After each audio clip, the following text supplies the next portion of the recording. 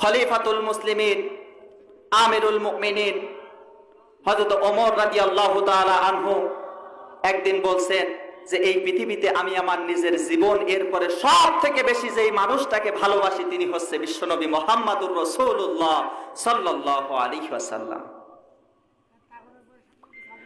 আল্লাহর নবীর কাছে যখন এই তথ্যটা গেল, আল্লাহর নবীর কাছে যখন এই তথ্যটা গেল, এই তথ্যটা যাওয়ার সঙ্গে সঙ্গে হযরত ওমর রাদিয়াল্লাহু তাআলা আনহুকে ডাক দিয়ে বলেন, ও ওমর,